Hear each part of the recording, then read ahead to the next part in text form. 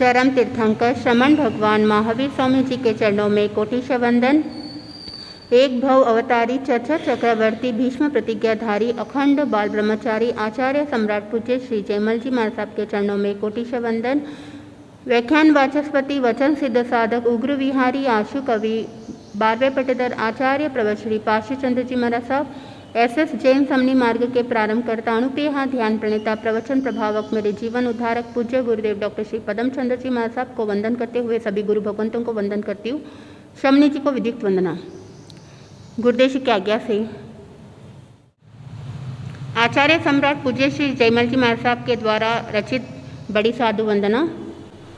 बलि ऋषभ दत्त मुनि सेठ सुदर्शन सार शिवराज ऋषीश्वर धन गांग्या अणकार शुद्ध संयम पाली पाम्या केवल सार ए चारे मुनिवर पहुँच्या मोक्ष मजार भगवंतनी माता धन्य धन्य सती देवानंद बलि सती जयंती छोड़ दिया घर फंदा सती मुक्ति पहुँचा वलिते वीरनी नंद महासती सुदर्शना गणी सत्याना वृंद।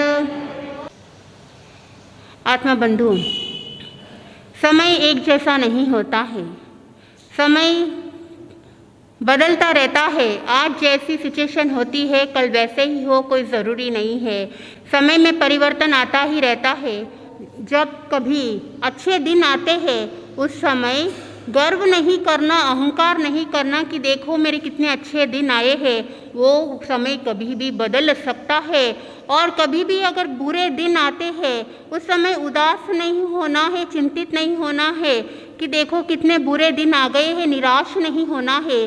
ज्ञानी जन कहते हैं कि वो समय भी बदल जाएगा। जो साधक अच्छे समय के अंदर अहंकार करता है तो वो विनाश की ओर आगे बढ़ता है। जिस तरह से रावण का उदाहरण आता है बंधुओं, रावण ने बहुत अहंकार किया था, वहाँ पर बहुत बलशाली था, लेकिन उस अहंकार के कारण से वह विनाश की ओर आगे बढ़ गया। आज वो राजा होगा, कल वहाँ पर समय बदलाव के कारण से कर्म जिस समय बदल जाएंगे तो वहाँ राजा भी रंक बन जाएगा। और अगर कोई भिखारी होता है, अगर समय अच्छा आ गया है, अच्छे कर्म उदय में आ जाते हैं, वही भिखारी करोड़पति बन सकता है। इसलिए ज्ञानी जन कहते हैं कि समय को जान लेता है तो वो सर्वज्ञ बन सकता है। तीर्थंकर भगवंतों के समय में भी अलग अलग मानव थे। ऋजु स्वभाव वाले थे, कोई जड़ स्वभाव वाले थे, कोई प्रज्ञ स्वभाव वाले थे। सबकी स्वभाव अलग अलग था, वो समय भी वैसा ही था। दूसरे और 23वें तीर्थंकर तक के जो मानव है वह ऋजु और प्रज्ञ, और 24वें तीर्थंकर जड़ और वक्र थे। बंधुओं, वो समय ही वैसा था। और उस समय के अंदर 23वें तीर्थंकर पार्श्वनाथ भगवान जो चतुर्याम धर्म को पालन करने वाले, उन्हीं के शासन काल के अंदर एक श्रमण थे गांगे। वहाँ गांगे श्रमण सरल स्वभावी थे, वहाँ 4 धर्म को पालन करने वाले थे। जिस समय भगवान महावीर स्वामी वाणिज्य ग्राम में पधारे और द्युति पलाश उद्यान में विराजमान थे, उस समय श्रमण गांगे उनके पास जाते हैं, वंदन नमस्कार किया और उनके मन में काफ़ी जिज्ञासाएं थी। उन सारे जिज्ञासाओं को उन्होंने समाधान प्राप्त कर लिया। और वहाँ समाधान को प्राप्त करने के बाद वो जो चतुर्याम धर्म को पालन करने वाले, उसको बदलकर वो पंच महाव्रत को पालन करने लग जाते हैं और निरंतर संयम का पालन करते हुए, तपश्चर्या करते हुए सिद्ध बुद्ध और मुक्त हो जाते हैं। तो ये जो कड़ी बताई है, ऋषभ दत्त, सेठ सुदर्शन, गांग्या और शिवराज ऋषि, ये चारों संसार से मुक्त होकर सिद्ध बुद्ध और मुक्त हो जाते हैं। बंधुओं कहते हैं कि सिद्ध बुद्ध और मुक्त होने के लिए जो जिनवाणी का श्रवण करता है उसके ऊपर श्रद्धा होना बहुत ज़रूरी है। और जहाँ पे श्रद्धा होगा वहीं पर सम्यक तो टिक सकता है। और जो श्रद्धा नहीं होती है तो वहाँ पर मिथ्यात्व के अंधेरे में वह घिरा रहता है। सम्यक्त को विशुद्ध करने के लिए, शुद्ध करने के लिए उत्तराध्ययन सूत्र के 29वें अध्ययन के अंदर भगवान महावीर स्वामी को पूछा गौतम स्वामी ने कि सम्यक्त को विशुद्ध करने के लिए क्या करना चाहिए। प्रभु ने बताया 24 स्तव यानी लोगस की स्तुति करना है। जो साधक लोगस की स्तुति करता है, स्वाध्याय करता है, वहाँ पे सम्यक्त भी टिका रहता है और सम्यक्त के अंदर विशुद्धि आती है। सम्यक्त अगर जीवन में आ जाता है तो वो संसार परिभ्रमण को घटा देता है, और अगर मिथ्यात्व के घेरे में चला जाता है तो वहाँ पर संसार को बढ़ा देता है। आगे की कड़ी के अंदर वर्णन मिलता है जयंती श्राविका, जो भगवान महावीर स्वामी की श्रमणोपासक थी, और जो भी कौशाम्बी नगरी के अंदर श्रावक श्राविका साधु साध्वी आते थे तो वहाँ जयंती श्राविका उनको स्थान देती थी रुकने के लिए। इसलिए कहते हैं कि प्रथम स्थान देने वाली वहाँ जयंती श्राविका है। ये जो जयंती श्राविका राजा उदयन की बुआ है। बंधुओं, ये जयंती श्राविका जो भी स्वधर्मी बंधु आते हैं तो वहाँ पर रहने के लिए, सोने के लिए, भोजन करने के लिए पूरी व्यवस्था करती थी, और साथ में वहाँ खुद 9 तत्वों के जानकार थी, धर्म के प्रति अडिग श्रद्धा थी। उसके अंदर जो सेवा के गुण थे वो भरे हुए थे, और भगवान महावीर स्वामी के मुख से जयंती श्राविका के बारे में सुनने को मिलता था। वो परिषद के बीच में भगवान महावीर स्वामी जयंती श्राविका की प्रशंसा करते थे। ऐसे क्या गुण थे उनके अंदर जो उनकी प्रशंसा भगवान महावीर स्वामी खुद करते थे। वो सबकी सेवा करती थी, उनके अंदर वो विशिष्ट गुण था। जीवन के अंदर कोई साधक स्वाध्याय करता है, तपश्चर्या करता है, वो आसान है, लेकिन सेवा करना आसान नहीं होता है। सेवा करने के लिए भीतर से वो विशिष्ट गुण होना है। बंधुओं, अगर कोई व्यक्ति वोमिट कर लेता है, उल्टी कर लेता है, तो उसको देखकर घृणित हो जाते हैं। दूसरों का छोड़ो, खुद भी अगर कभी वमन कर लेते हैं तो उससे घृणा पैदा होती। जो साधक घृणा करता है वो कभी सेवा नहीं कर सकता है, और जिसके अंदर घृणा की भावना नहीं होती है वही सेवा कर सकता है। बंधुओं, जमाली जो भगवान महावीर स्वामी का जमाई था, वह शूरवीर था, लेकिन उनके अंदर धैर्य नहीं था। ज्ञान कम हो ज़्यादा हो फर्क नहीं पड़ता, लेकिन सेवा के गुण हर एक के अंदर हो वो कम मिलता है। जमाली जब प्रभु के पास दीक्षा लिए थे, दीक्षा लेने के बाद साथ में 500 शिष्य थे, और वहाँ 500 शिष्य जमाली चाहता था कि मैं अलग विचरण करूं, लेकिन भगवान महावीर स्वामी ने स्वीकार नहीं किया, क्योंकि भगवान महावीर स्वामी तो सर्वज्ञ सर्वदर्शी, वो जानते थे कि जमाली के भाव क्या है, और वो अलग विचरण करने लगेगा तो उसके मन के अंदर देव गुरु धर्म के प्रति जो भाव होने चाहिए वो विपरीत भाव रहेंगे। इसलिए मना कर दिया, लेकिन फिर भी अवहेलना करते हुए प्रभु से अलग विचरण करने लग जाते हैं। 500 शिष्यों के साथ बंधुओं विचरण करते करते जमाली तपश्चर्या करने लग गए थे, और उग्र तपस्या के कारण से शरीर के अंदर वो जो ताकत थी वो ताकत कम हो गई, शरीर कृश होता गया। और वहाँ पर शिष्यों को कहा कि मेरे लिए शैया संस्तारा बिछा दो। वहाँ एक शिष्य किसी काम के लिए व्यस्त था, इसलिए उसने दूसरों को कह दिया। तब वहाँ जैसे ही शैया संस्तारा बिछा रहे थे, जमाली के भीतर वो धीरता नहीं थी। वो अधीर के कारण से वो शिष्य को कह दिया कि अभी तक शैया संस्तारा बिछाया या नहीं, तो उन्होंने कहा कि बिछा दिया है। बंधुओं, जब जमाली उनके पास जाते हैं तो देखा कि वो तो अभी बिछा रहे थे, यानी कार्य चालू तो हो गया था लेकिन वह भी अंत नहीं हुआ था। जमाली के मन में विचार आया कि भगवान महावीर स्वामी कहते हैं चले माने चले, यानी जो कार्य प्रारंभ हो गया है यानी वो पूर्ण हो जाता है, लेकिन वहाँ जमाली के मन में विचार आया कि मैं तो मेरे आंखों के सामने देख रहा हूँ, अभी तक चालू हुआ है लेकिन पूरा हुआ नहीं, तो उनका जो तथ्य है वो तथ्य सही नहीं है, वो मिथ्या है। तो इस बात को जमाली अपने सारे शिष्यों को बुलाते और कहा कि प्रभु का तथ्य वो सही नहीं है, वो मिथ्या है। जो कार्य प्रारंभ हो जाता है जब तक पूरा होता ही नहीं है तो हम ये नहीं कह सकते हैं कि कार्य पूर्ण हो चुका है।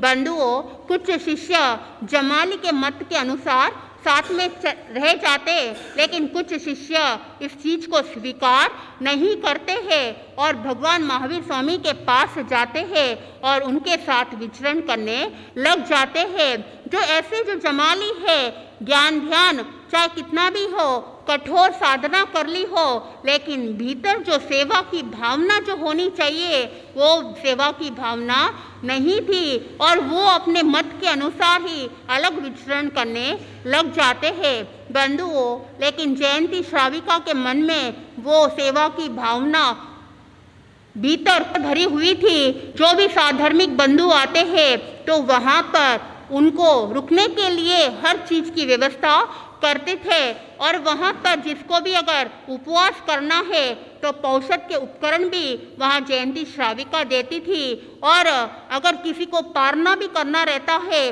तो वहाँ पे अच्छे से पारना भी करवाती थी। तो ऐसे जयंती श्राविका के भीतर ऐसे गुण थे। बंधुओं, जिस समय भगवान महावीर स्वामी विचरण करते हुए जब कौशाम्बी नगरी पधारते हैं उस समय राजा उदयन और मृगावती और मंत्रीगण सभी को पता चलता है कि प्रभु पधारे हुए हैं, तो वो लोग दर्शन करने के लिए जाते हैं। वह जयंती श्राविका भी साथ में जाती है। प्रभु के निकट गए, 3 बार वंदना करके और वापस प्रभु ने जो उपदेश फरमाया है उस उपदेश को सुनकर राजा उदयन, मंत्रीवर सब लोग पुनः लौट जाते हैं। इधर जयंती श्राविका ने प्रभु से प्रश्न पूछे कि हे बनते, जीव सोता अच्छा है या जागता अच्छा है? उस समय भगवान महावीर स्वामी ने कहा कि अगर जीव धर्म ध्यान करता है, धर्म में लीन रहता है, धर्माचरण करता है तो वहाँ पर जागता हुआ अच्छा है, और अगर वही धर्म ध्यान के स्थान पर पाप की क्रिया करता है, हिंसा करता है तो वहाँ सोया हुआ अच्छा है। वहाँ सबल अच्छा है या निर्बल अच्छा है?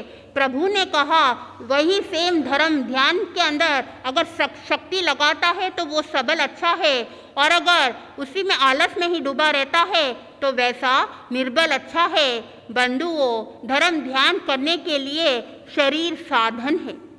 अगर ये साधन स्वस्थ रहेगा तो ही वह धर्म ध्यान कर सकता है। इसलिए शरीर का भी देख रेख करना जरूरी है। अगर आप शरीर का ध्यान नहीं रखोगे, शरीर को समय समय पर खुराक नहीं दोगे तो वह शरीर क्षीण होता जाएगा। वहाँ पे शक्ति होनी चाहिए, वह लेकिन निर्बल हो जाएगा तो वहाँ ना समय कर सकता है, ना माला फेर सकता, ना कोई धर्माचरण कर सकता। इसलिए ज्ञानी जन कहते हैं कि धर्म ध्यान करने के लिए शरीर का स्वस्थता होना भी बहुत जरूरी है। भगवान महावीर स्वामी ने कहा जो साधक सोया हुआ यानी जो प्रमाद में रह रहा है वो सोया हुआ अच्छा है। जो 18 पापस्थान में डूबा हुआ रहता है तो वो सोया हुआ अच्छा है। जयंती श्राविका ने पूछा किस कारण से ये जीव गुरुत्व को प्राप्त करता है और लघुत्व को प्राप्त करता है? भगवान महावीर स्वामी ने कहा है कि जो साधक 18 पापस्थान का सेवन करता, प्राणातिपात से लेकर मिथ्या दर्शन शल्य तक, तो वहाँ पर गुरुत्व को प्राप्त करता है, और जहाँ पर इन सब को त्याग करता है वहाँ लघुत्व को प्राप्त करता है।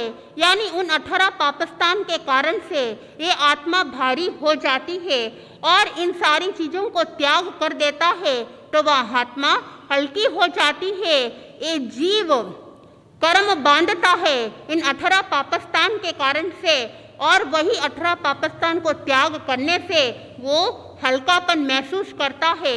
बंधुओं, जयंती श्राविका ने भगवान महावीर स्वामी से इस तरह से कई प्रश्न पूछे और प्रश्न पूछने पर समाधान प्राप्त हुए हैं। वह जयंती श्राविका भगवान महावीर स्वामी के पास दीक्षित हो जाते हैं। दीक्षा लेने के बाद आर्य चंदन बाला की शिष्या बनकर संयम आराधना करते हुए, उत्कृष्ट संयम की पालना करते हुए वहाँ सिद्ध बुद्ध और मुक्त हो जाते हैं। तो इस तरह से जयंती श्राविका का प्रसंग मिलता। आगे सुदर्शना जो भगवान महावीर स्वामी की बहन, वो भी भगवान महावीर स्वामी के उपदेश को सुनकर संयम अंगीकार कर लेते हैं और लंबे समय तक संयम का पालन करते हुए, अंग शास्त्र का अध्ययन करते हुए वह भी सिद्ध बुद्ध और मुक्त हो जाती है। और तीसरे आता है प्रियदर्शना का वर्णन। बंधुओं, प्रियदर्शना होती है वो भगवान महावीर स्वामी की पुत्री होती है। वो भी प्रभु से धर्म उपदेश सुनकर दीक्षित हो जाती है, दीक्षा अंगीकार कर लेती है। लेकिन उनके जो पति जमाली है, उनके प्रति अति अनुराग था। जब जमाली तपश्चर्या करके वहाँ पे शक्तिहीन हो जाते हैं, ये समाचार जब प्रियदर्शना को मिले तो प्रियदर्शना जमाली के पास जाती है और उनके मत को फॉलो करने लग जाती है। बंधुओं, जमाली बहुश्रुत मत को फॉलो करता था क्योंकि भगवान महावीर स्वामी के ऊपर श्रद्धा बिल्कुल भी नहीं थी। वो अपने ही अलग मत के अकॉर्डिंग वो चलता था। तो प्रियदर्शना भी वह जमाली के मत को फॉलो करने लग जाती है। एक बार एक कुंभकर डंक होता है, उसको भी अपने मत में लेने के लिए कोशिश करती है प्रियदर्शना, लेकिन वो स्वीकार नहीं करता है क्योंकि वो भगवान महावीर स्वामी को मानता था, उनको फॉलो करता था। एक बार वह प्रियदर्शना उस डंक को कहती है कि उनका जो सिद्धांत है वो सही नहीं है। देख लिया डंक ने कि प्रियदर्शना के अंदर मिथ्यात्व का उदय आया हुआ है, इसलिए उसको दूर करने के लिए वह डंक ने एक छोटा सा अंगार का कण उस साड़ी के ऊपर डाल देता है। जैसे ही प्रियदर्शना के साड़ी के ऊपर वो कण गिरता है तो वो साड़ी थोड़ी जलने लग जाती है। उस समय प्रियदर्शना कहती है कि आपने मेरी साड़ी को जला दी। तब वहाँ डंक कहता है कि मैंने कहाँ जलाई, क्या केवल एक छोटा सा कण जलने से पूरी साड़ी जल जाती है? अगर तुम ऐसे कहते हो, जो तुम जिस मत को फॉलो करते हो वो फिर मत तो गलत हो जाएगा। तो वहाँ कुंभकार डंक ने कहा कि तुम कह रही हो कि साड़ी जल गई है, कहाँ जली? प्रियदर्शना उस बात को जान लेती है कि बात तो सच्ची है, साड़ी थोड़ी ही जली है, पूरी जली नहीं। अगर पूरी जल जाती है तो कह सकते हैं कि साड़ी जल गई है, लेकिन वो अभी तक जली नहीं। प्रियदर्शना उस बात को सुन लेती है और स्वीकार कर लेती है और जमाली के मत को छोड़कर वापस वो भगवान महावीर स्वामी के पास चली जाती है और उत्कृष्ट तप करते हुए, उत्कृष्ट संयम की आराधना करते हुए वह प्रियदर्शना भी सिद्ध बुद्ध और मुक्त हो जाती है। तो इस तरह से ये जो महापुरुष होते हैं वो कर्मों को क्षय कर लिया, जिन वाणी के ऊपर श्रद्धा परूपणा करते हुए, सम्यक्त को सुदृढ़ रखते हुए, मिथ्यात्व के अंधकार को नष्ट करते हुए संसार के सारे दुखों से वो मुक्त हो गए। आप भी तीर्थंकर भगवंत के बताए हुए जिन वाणी के ऊपर श्रद्धा रखना, क्योंकि श्रद्धा से ही वह सम्यक दर्शन की प्राप्ति हो सकती है और साधक वह मोक्ष के टिकट को भी ले सकता है। तो जैसे जैसे आप बड़ी साधु वंदना के अंदर जो महापुरुषों का वर्णन बताया, उनका गुण स्मरण करोगे, गुणगान करोगे, तो आपके भीतर भी वो गुण प्रकटीकरण होंगे। तो आगे के प्रवचन की श्रृंखला के अंदर जैसे जैसे आप महापुरुषों का वर्णन सुनोगे, आपको आनंद की प्राप्ति होगी। मैं अपने शब्दों को यहीं पर विराम देती हूँ।